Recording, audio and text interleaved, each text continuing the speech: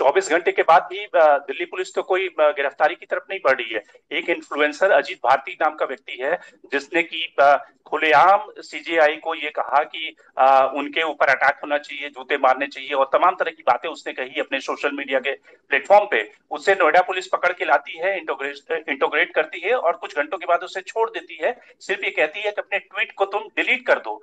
जबकि वही सोनम वांगचुक, जो कि जिनके ऊपर ये इल्जाम लगाया गया है कि उन्होंने लद्दाख में हिंसा भड़काई, भड़काऊ भाषण दिए, और उन्हें एनएसए लगाकर जोधपुर के जेल में बंद कर दिया जाता है। तो आपको लगता है कि इस देश में एक दो तरह की व्यवस्थाएं चल रही है, कि जो सत्ताधारी दल के साथ में, उस आइडियोलॉजी के साथ में रहे, वो कुछ भी करके माफ हो जाए, जबकि दूसरा तरफ जो व्यक्ति है वो एक तरह से जेल में सड़ता रहे। बिल्कुल आपने कहा, इस देश में दो लीगल सिस्टम्स चल रही हैं भैया। एक लीगल सिस्टम उनके लिए जो बीजेपी के साथ है, एक लीगल सिस्टम हमारे लिए जो कहते हैं हमें सनातन धर्म नहीं चाहिए, हमारा ये संविधान है, यही हमारा सबसे महत्व एक गाइडेंस है कि हम इस देश के नागरिक कैसे बन के एक दूसरे के साथ रह सके प्यार मोहब्बत से।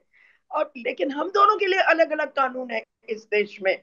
और दिल्ली पुलिस का क्या किया, क्या बताऊं मैं आपके बारे में। जब जस्टिस वर्मा के घर में कैश मिली, उसी समय उन्होंने एफआईआर क्यों नहीं लगा दी। ये वही सवाल उठ रहा है, बार बार बार ये सवाल उठ रहा है कि दिल्ली पुलिस को गाइडेंस कौन दे रहा है। दिल्ली पुलिस को कौन कह रहा है इस केस में गिरफ्तारी करो, इस केस में नहीं करो। ये कोई और इंसान है, ये दिल्ली पुलिस अपने आप एक्ट नहीं कर रही है।